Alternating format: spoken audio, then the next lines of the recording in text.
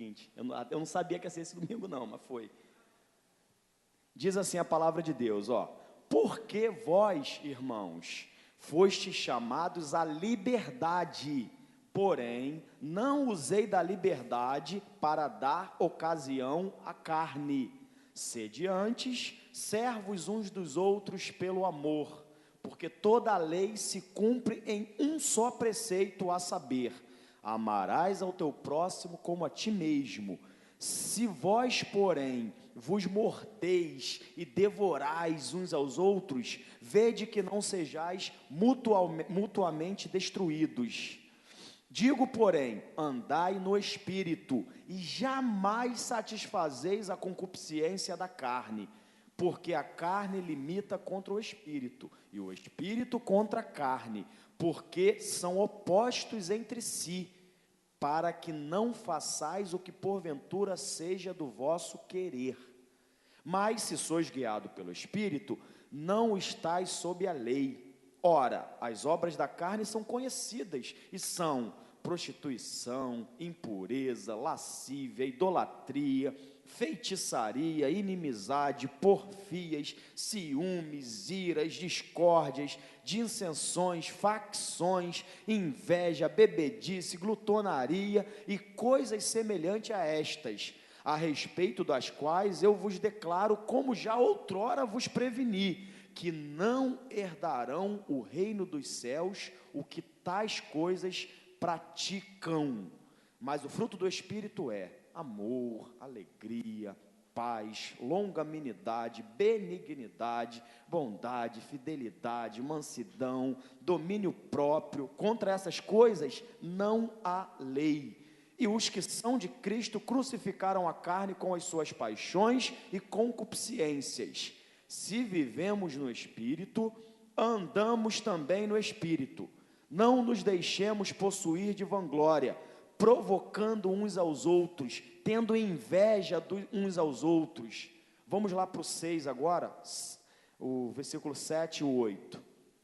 A mesma página aí. Não vos enganeis, de Deus não se zomba, pois aquilo que o homem semear, isso também ceifará. Porque o que semeia para a própria carne, da carne colherá corrupção, mas o que semeia para o Espírito, do Espírito colherá vida eterna. Senhor, obrigado pela tua palavra. Muito obrigado, Senhor Deus, por esse texto de alerta, por esse texto que chama a nossa atenção, que puxa a nossa orelha, Deus, mas é bom, porque sabemos que isso é para o nosso crescimento, Deus. Em nome de Jesus, fala conosco. Amém. Esse texto é muito direto, né? Está falando sobre a obra da carne, obra do Espírito. Também é um texto que tem tão rico, tem tanta coisa aqui, que é um texto que eu posso ler várias vezes o mesmo texto, que tem tantos detalhezinhos, que a minha intenção não é falar dos detalhes, porque é muita coisa. Eu quero falar num todo, sobre um assunto que é muito interessante, muito importante, que é justamente as obras da carne e a obra do Espírito, que é ser carnal, ser espiritual, que é ser provado e ser tentado. Mas o ponto de partida para falar desse assunto, é a gente reconhecer, a igreja já sabe, eu mesmo já falei isso, eu vou só revisar, é saber que nós somos formados, nós somos, assim como Deus é trino, né? Deus Pai, Deus Filho, Deus Espírito Santo, nós homens também somos formados de forma trina. Nós temos um espírito, uma alma e um corpo, já sabemos disso. Nós mesmo, eu, Douglas, eu sou qual dos três? Eu realmente, tudo bem que os três me formam, mas quem eu sou de fato? Quem que vai voltar a Deus? O meu espírito. Eu sou um espírito. Embora a gente tenha dificuldade de perceber isso, mas eu sou um espírito que habito em uma carne. Esse corpo aqui, bonito, que Deus me deu, privilegiado. A barriga está crescendo, mas ainda assim, esse corpo aqui é onde eu me habito, onde eu moro. Eu, Douglas, um espírito, habito nesse corpo aqui. E esse corpo, esse espírito que sou eu, possui uma alma. Aí qual é a diferença desses três? É só o nome? Não. Esse corpo aqui é exatamente o que vai viver menos.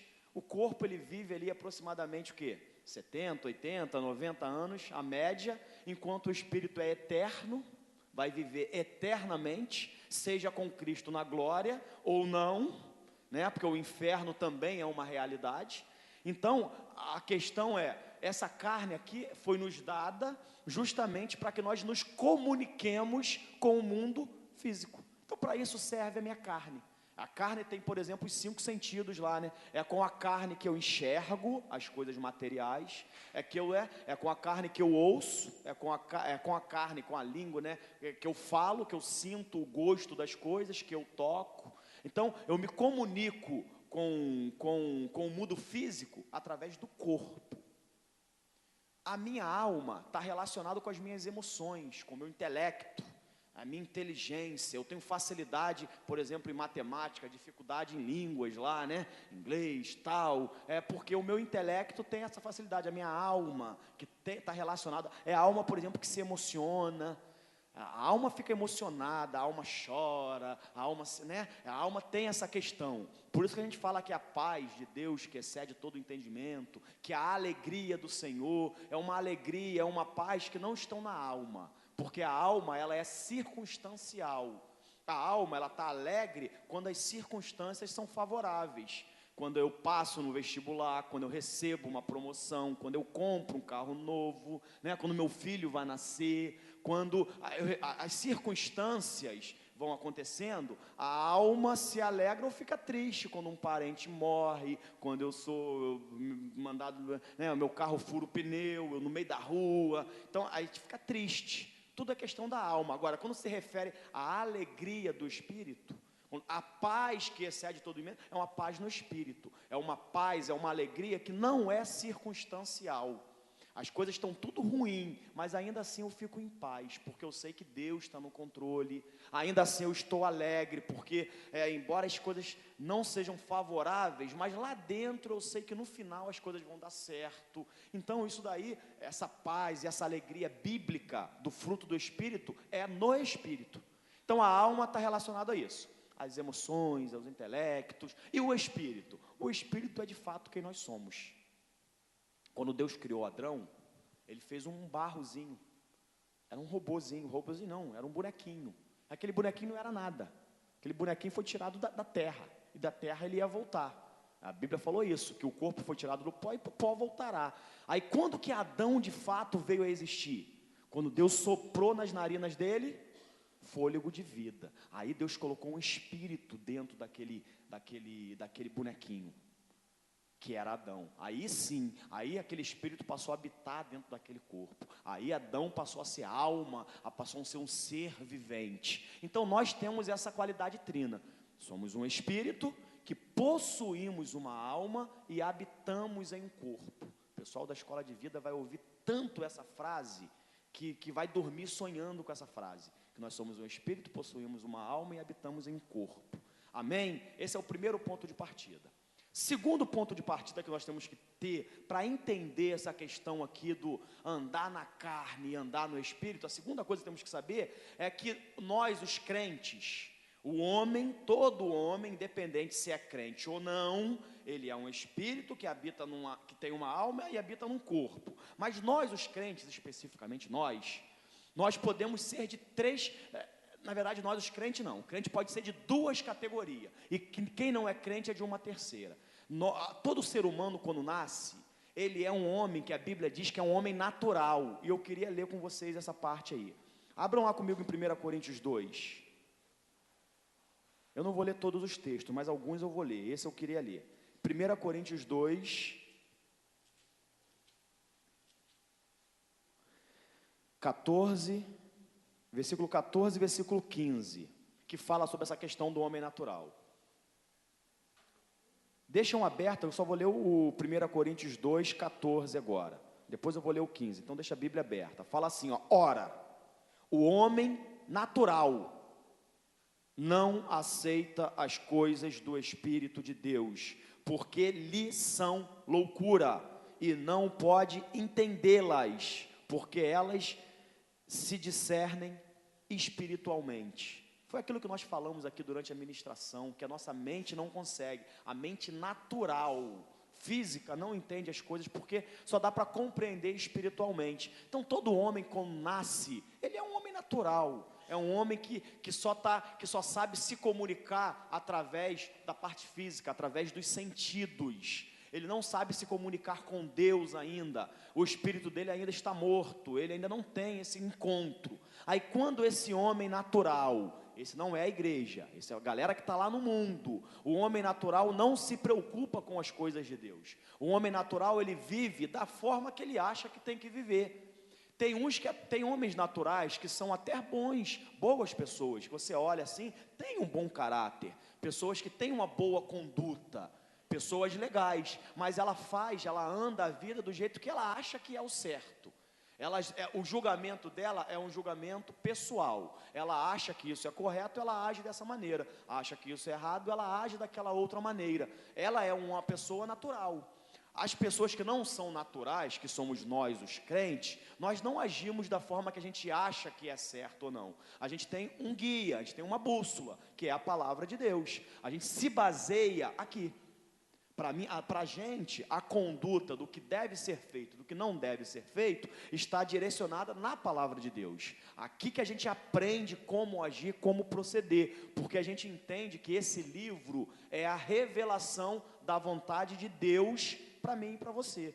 Então o homem natural não, ele não entende que esse livro é a revelação da vontade de Deus para a vida dele. Então ele olha aqui, ele fala, devemos amar uns aos outros, ele acha isso legal, ele ama. Aí ele olha aqui, nós devemos ter uma vida santa,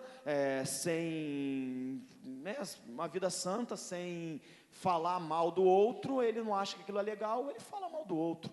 Nós devemos apresentar o nosso culto a Deus, ele não acha que aquilo seja certo, ele não apresenta, ele escolhe o que ele quer fazer, o que ele julga necessário. Esse é o homem natural. Aí tem quem não é homem natural, vamos ler lá no versículo 15, esse foi, 15 não, 1 Coríntios 2, 15 o que é? 2, 1 Coríntios 2, o versículo que é 15. Falamos do homem natural. Agora, porém, o homem espiritual julga todas as coisas, mas ele mesmo não é julgado por ninguém. Pois quem conheceu a mente do Senhor, quem a pode...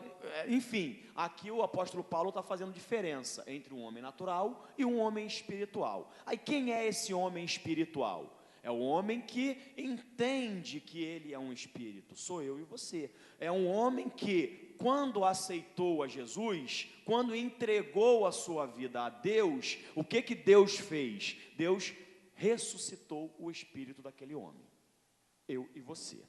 Então, quando Adão peca, eu não posso perder tempo nisso, que não é meu objetivo, mas quando Adão peca, Deus fala para ele assim, Adão, chega perto aqui, Adão, se você desobedecer, se você comer desse fruto, certamente o quê? Morrerá. Adão comeu, eu já falei isso aqui, ele morreu? Não.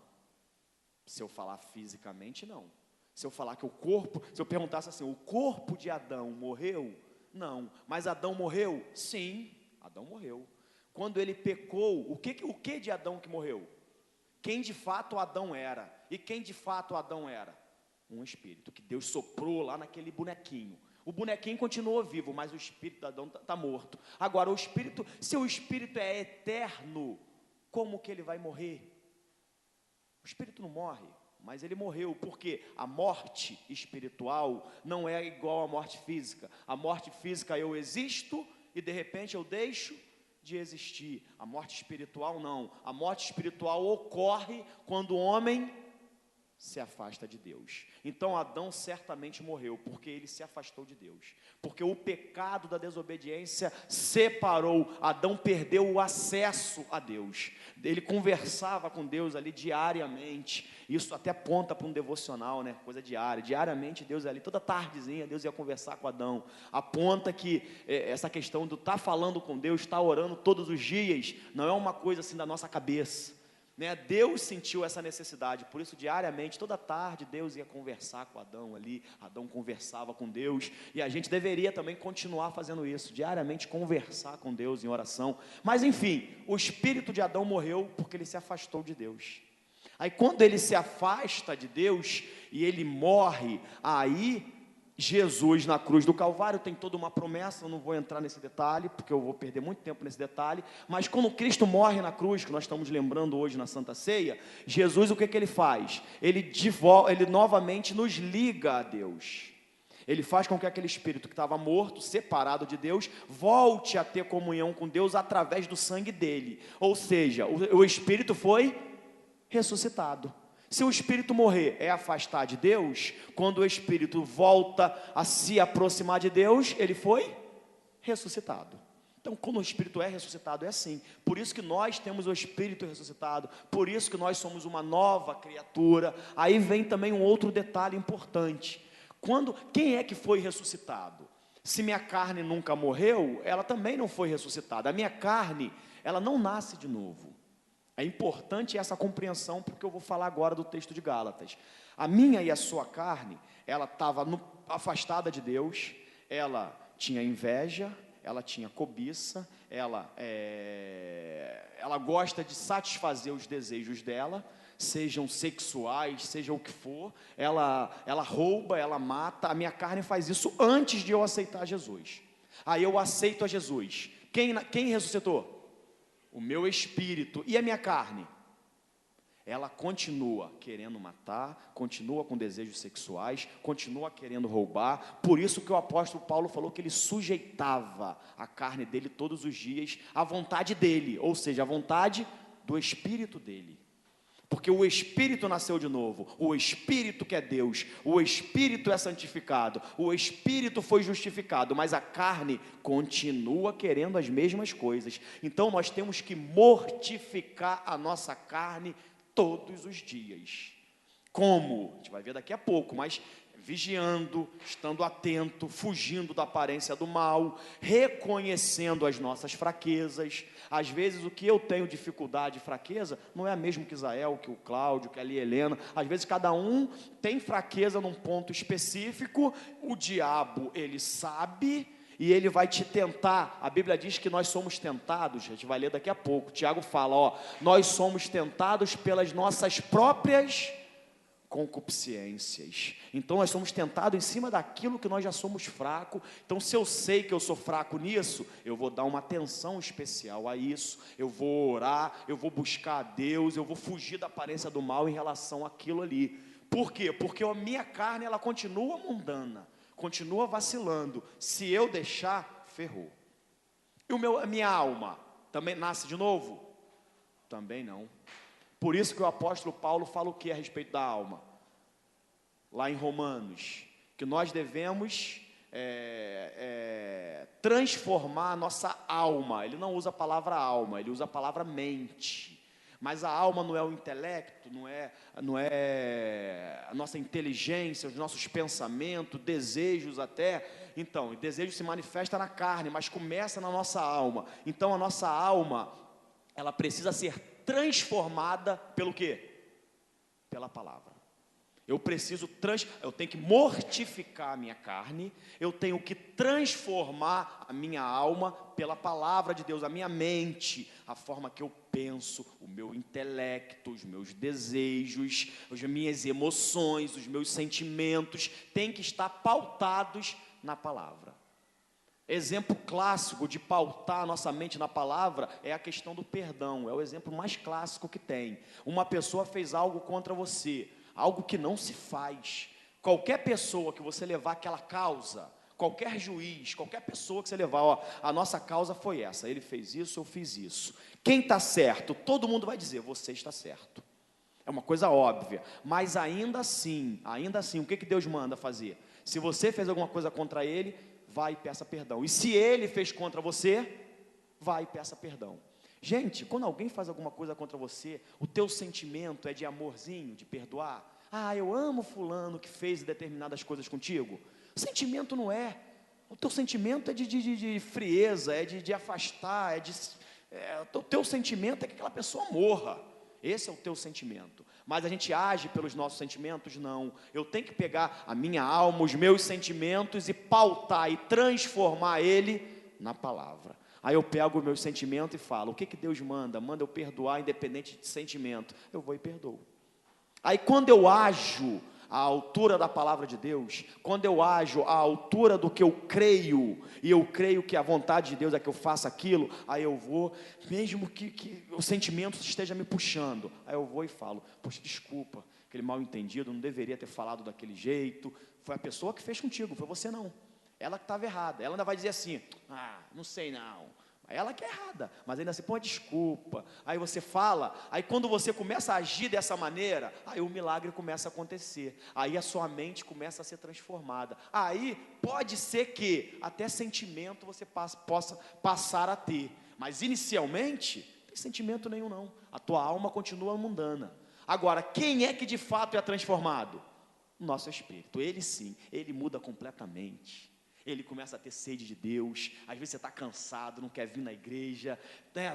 Eu queria estar dormindo, não queria não fazer nada, mas o teu espírito continua com sede. Não, mas eu quero estar lá, Deus, eu quero Deus, eu amo a Deus. Teu espírito tem sede de Deus. Por isso que o apóstolo Paulo disse que o nosso espírito, ele luta constantemente com a nossa carne. Aí ele fala, se vocês leem de novo esse texto, vocês vão ver que ele fala muito legal assim, para que não façamos o que queremos. O meu espírito luta com a minha carne para que eu não faça o que eu queira. Quem sou eu? Eu sou o espírito, então meu espírito é que tem que mandar. É ele que quer, ele quer Deus, mas a minha carne quer pecar. Minha carne quer pecar. Amém? Então essa compreensão ela é muito importante. Tem que estar claro isso na nossa mente. Somos um espírito, alma e corpo, e nós somos, quando nascemos, somos seres naturais, que não se comunica com Deus, e quando aceitamos a Jesus, através do sacrifício dele na cruz, nós somos ressuscitados, então nós somos uma nova criatura, o nosso espírito é santificado, passamos a ser seres espirituais, beleza. Aí legal, né? Que bom, agora sou ser espiritual.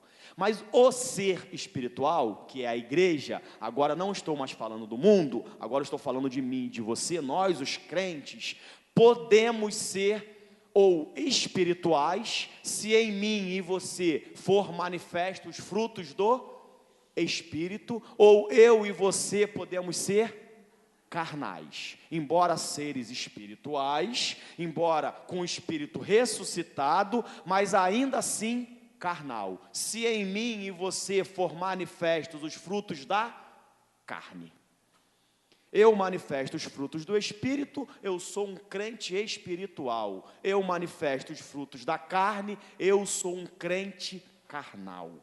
E quando o apóstolo Paulo escreve esse texto que nós lemos, ele está escrevendo para quem? Para evangelizar os gregos, não, é para alguém assim? Para quem ele está escrevendo?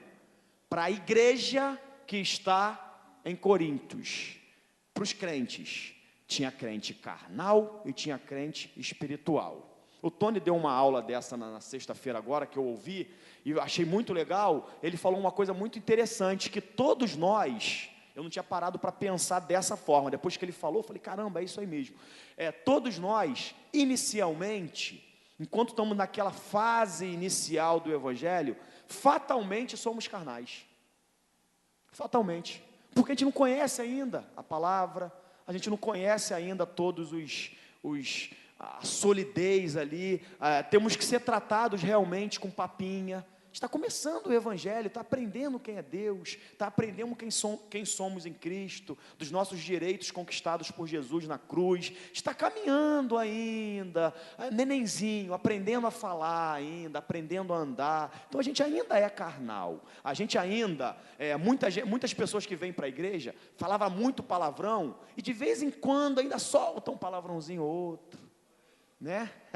Glória a Deus não. Glória a Deus não. Muitos de nós, né, às vezes brigava muito, era qualquer coisinha arrumava confusão. Aí de vez em quando pisa no nosso calo, a gente ainda arruma uma confusãozinha. Muitos de nós às vezes falava muito da vida dos outros, gostava mais de falar da vida dos outros que da nossa. Aí de vez em quando a gente ainda se pega ainda falando do irmão, né? Alguns de nós trazem vícios piores, alguns às vezes fumavam. Eu estou enfrentando isso na minha família.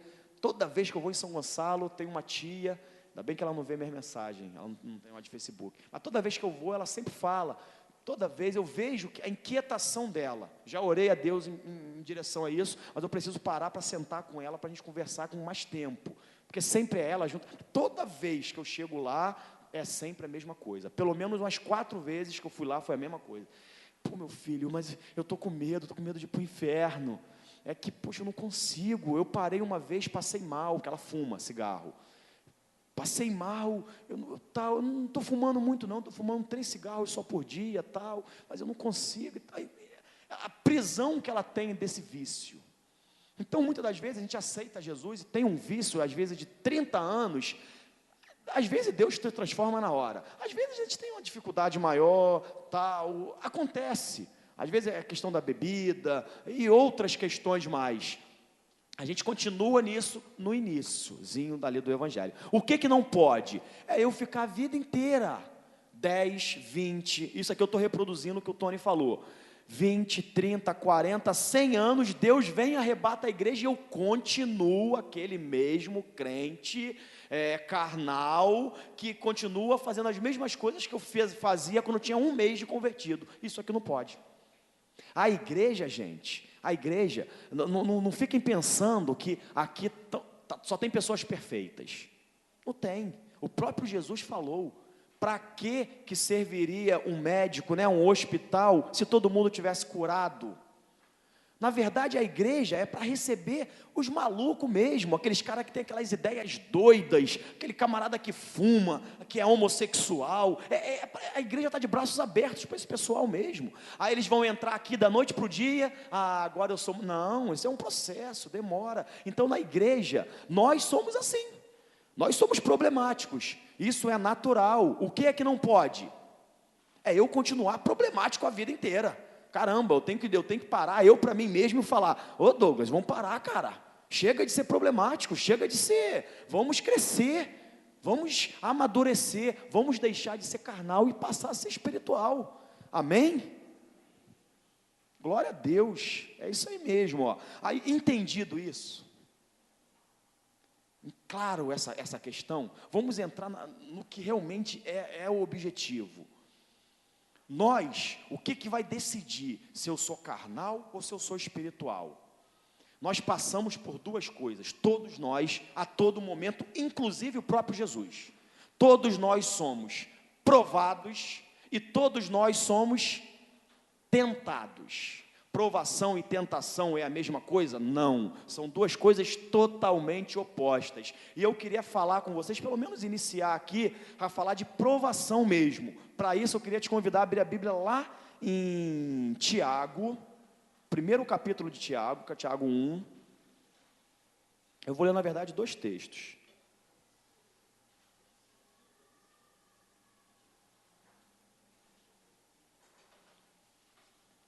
Amém, irmãos? Estão conseguindo compreender o que eu quero estar estudando aí com os irmãos? Tiago 1, 2 versículos apenas, o 2 e o 3. Tiago 1, o 2 e o 3. Olha o que a Bíblia fala. Meus irmãos, tende por motivo de toda o quê? Alegria. Toda alegria. Quando o quê? Quando passardes por, não falou nenhuma provação não, por várias provações. Eu tenho que me alegrar por passar por provação? Então provação é uma coisa boa. Provação é uma coisa boa. Então, tendes por vários motivos, meus irmãos, tende por motivo de toda alegria o passardes por várias provações, sabendo, ele está dizendo agora o porquê, sabendo que a provação, de quem? De quem é a provação? Quem está sendo provado? A minha fé. É a fé que está sendo provada. O bom combate da fé, a luta é da fé. A fé está sempre aí permeando tudo. A provação da fé, uma vez confirmada, produz o quê? Perseverança. Aí ele continua, ora, a perseverança deve ter ação completa para que sejais perfeitos e íntegros, em nada deficiente. Eita, olha a responsabilidade. Olha o que Deus espera de mim e de você. Não está nem anotado esse 4 aqui não, mas vou acrescentar ele. Ora, a perseverança, primeiro, eu vou ter a aprovação da fé. Uma vez que foi confirmada essa aprovação, ou seja, quando eu fui aprovado, ele vai produzir em mim perseverança. E essa perseverança deve ter uma ação completa. Ela não deve ser uma coisa, ela deve ser completa. Para quê? Para que nós sejamos perfeitos e íntegros, sem nenhuma deficiência. Carambola. Nenhuma deficiência. Imagina eu sem nenhuma deficiência. Eu não sou eu.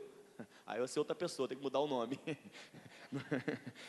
Outro texto que a gente vai ler, ó, 1 Pedro 1, só pegar o próximo capítulo, o próximo livro aí, só depois de Tiago vem Pedro. 1 Pedro 1, do 6 ao 9. Vai falar de novo sobre essa questão de aprovação. Nisto exultai, embora no presente, por breve tempo, se necessário, sejais contristado de novo, por várias provações. Vou ler de novo, ó. Nisto exultai. Tiago falou uma coisa, Pedro falou a mesma coisa. Exultai, fique alegre, fique contente, porque embora no presente, isso agora, nesse momento, agora no presente, por breve tempo, eu não vou ficar passando por provações a minha vida inteira, é o que eu já falei aqui, são fases da minha vida. Estou desempregado, isso é uma fase. Eu estou, um parente faleceu, estou um pouco triste nesse momento, é uma fase. Estou doente, fui acometido de enfermidade, é uma fase. Se não posso permanecer doente a minha vida inteira, eu não posso ficar desempregado a minha vida inteira. Durante um momento, um breve tempo, se necessário, sejais contristados por várias provações, para que, uma vez confirmado o valor da vossa fé, muito mais, olha só que legal, de novo a fé, viu que não tem como te fugir da fé? Fala, ó, o valor da nossa fé, aí ele fala o valor dessa fé, olha o que ele fala, muito mais preciosa do que o ouro perecível, mesmo apurado pelo fogo, redunde em louvor, glória e honra na revelação de Jesus Cristo, a quem não havendo visto, a mais, no qual, não vendo agora, mas crendo. Isso aqui, o apóstolo Pedro está falando lá, a carta dele, Jesus era notícia bem recente. Pedro escreveu aqui, depois da morte de Jesus, bota aí, no máximo aí 50 anos depois que Jesus morreu, não tinha muito tempo, no máximo, acho que menos que isso. Então era bem fresco, e ele está dizendo, ó, mesmo não vendo, mas crendo. Imagina você, que já se fazem 2015 anos que isso aconteceu, e mesmo assim, não vendo, mas crendo. Quanto Deus valoriza isso? Não vendo, mas crendo, exultai com alegria indizível. Indizível é uma palavra certa, eu achava que era uma palavra errada, mas é uma palavra certa. Indizível, que não dá para dizer, não dá para descrever, e cheia de glória, obtendo o fim da vossa fé, a salvação da vossa alma. Então está falando aqui de provação.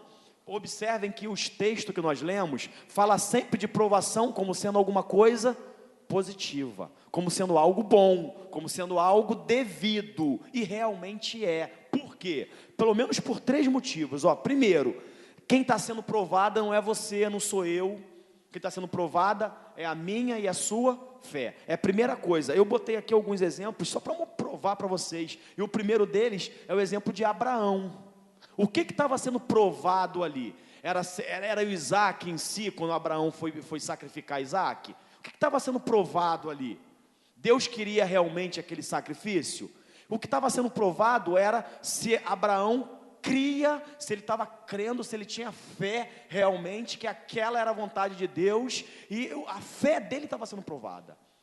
Tanto é que quando ele vai lá, que ele vai sacrificar, que o anjo aparece, ele passa, ele se torna ali o pai da fé, ele entra na galeria, ele é lembrado na galeria da fé lá em Hebreus 11, por esse ato dele, pelo ato de ir sacrificar Isaac, porque o autor aos Hebreus diz que ele acreditava que Deus era poderoso para ressuscitar Isaac, ele acreditava nisso.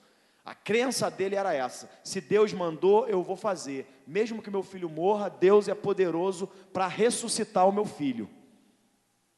Deus é poderoso para ressuscitar o meu filho. Então ele acreditava nisso, a fé dele estava sendo provada. Se no meio do caminho ele desiste, se no meio do caminho ele volta e fala, não vou fazer isso, não é Deus que está falando comigo, isso é coisa da minha cabeça, isso não é verdade, o que aconteceria? Ele teria sido aprovado? Não, ele estava sendo provado, mas não seria aprovado. Aprovação, gente, é literalmente análogo a uma prova, literalmente, é com essas palavras mesmo que a Bíblia quer dizer. Numa prova, estou lá, 4º bimestre do 3º ano do ensino médio, aí vai ter aquela prova final. Qual é o objetivo daquela prova? verificar se eu aprendi os conteúdos, sendo aprovado nela. O que acontece comigo?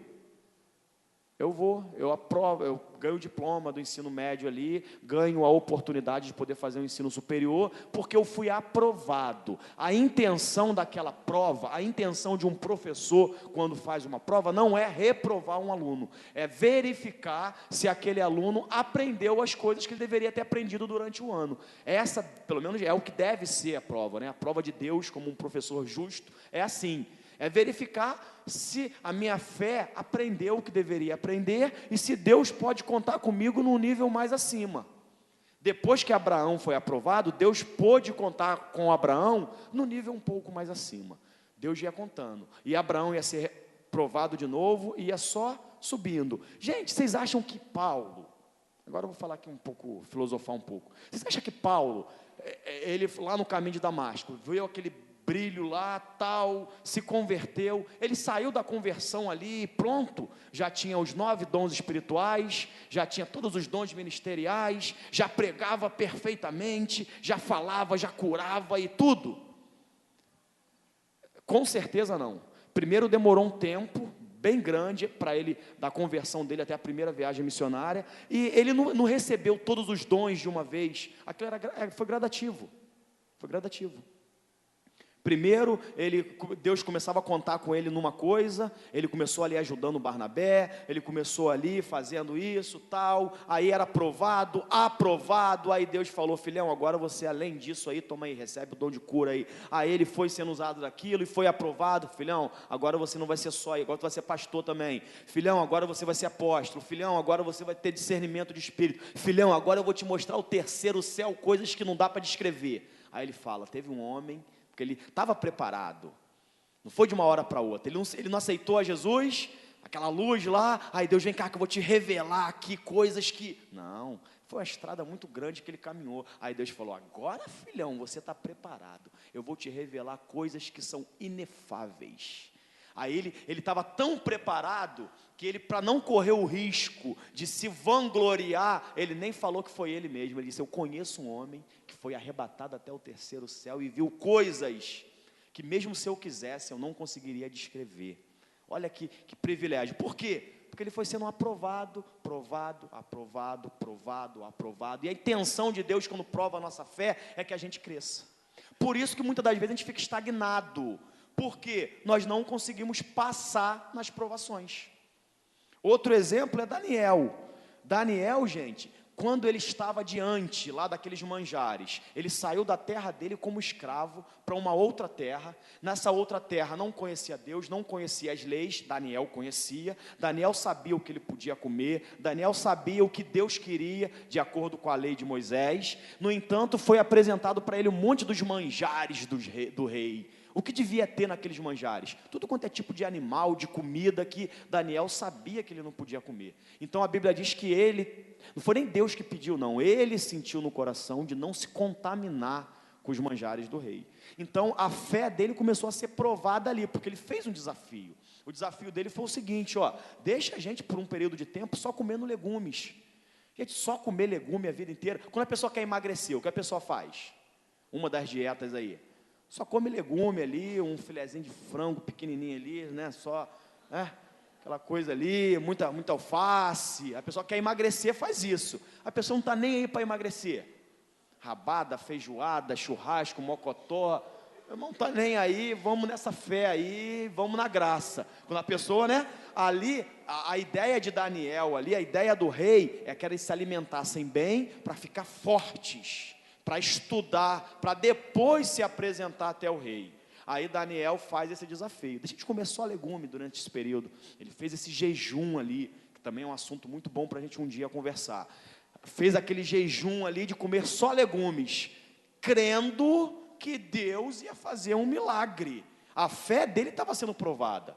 Será que no primeiro dia ele comendo legume, no segundo, vendo a galera comendo aquela comida, se ele não deu aquela... Caramba, será que é isso mesmo, cara? Será que a gente vai conseguir? E se a gente não ficar preparado e tal? Mas ele permaneceu firme na fé. E depois do prazo estipulado, ele estava mais forte, e mais ele e os outros lá, hebreus, mais forte do que os outros comendo só legumes. Por quê? creu, fé dele ali. E outros exemplos, né? Por exemplo, Gideão. Gideão, gente, aquela fé foi provada.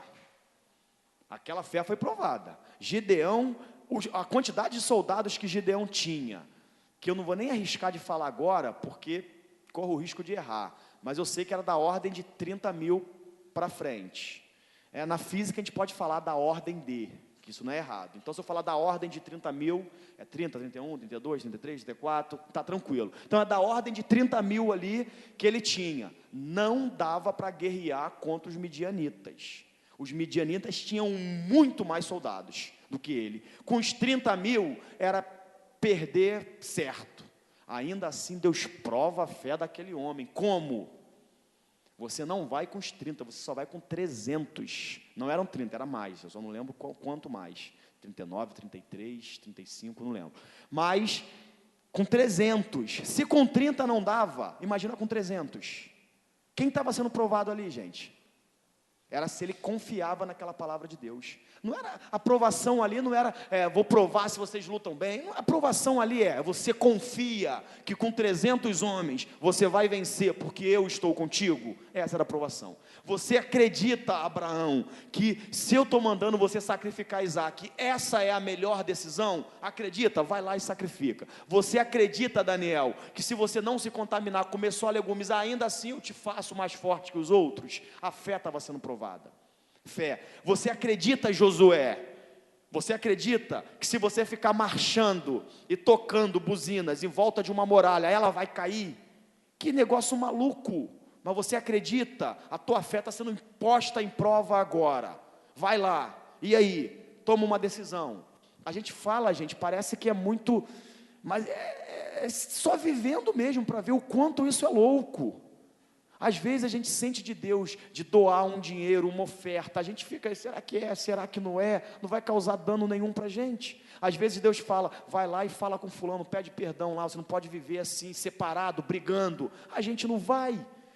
Coisas muito menores a gente não faz. Imagina uma guerra, tua vida sendo posta ali, e você, é um negócio doido. O cara vai marchar em volta da muralha, vai entregar a posição dele. Os inimigos estão ali em cima, estão vendo, estão contando, tem toda uma estratégia militar. Ainda assim, perdeu o efeito surpresa, porque ficaram marchando durante 7 dias. O efeito surpresa é uma coisa boa na estratégia militar. E estão ali andando, marchando. E ele acreditou. Pior do que ele acreditar, o povo ir com ele. Imagina, os soldados dele, de Josué. Ô meu parceiro, tu quer ir marchar? Vai você. A gente vai ficar aqui contigo mesmo. Marcha lá, a gente está aqui de olho aqui, ó. Se alguém te pegar, a gente vai lá. Porque marchar, cara, não faz sentido. No entanto, a muralha caiu. Então, o que é provado é isso. Josué e Calebe. Eu preguei aí no último domingo desse daí, um desses domingos aí. Josué e Calebe, cara, vendo aqueles gigantes lá, a terra está lá, a terra é boa, mas os caras não vão entregar aquela terra de bandeja para a gente não, vai ter que guerrear. E aí, diante daquilo, o que estava sendo provado? Se o povo ia confiar que Deus ia cumprir a palavra dele, que disse que a Canaã era deles. Josué e Calebe creram, eia, avancemos, possuamos, Deus é conosco, vamos lá, a gente vai conseguir. Fé estava sendo provada ali. A primeira coisa que a gente tem que ver é isso, que a aprovação é a aprovação da nossa fé. E são 10 para meio-dia, eu vou acabar aqui agora a aprovação da fé. Não, 10 para 11 mesmo, não é meio-dia não, pô, meio-dia não pode, é 11 que acaba, 10 para 11, é isso mesmo. Ó, cheguei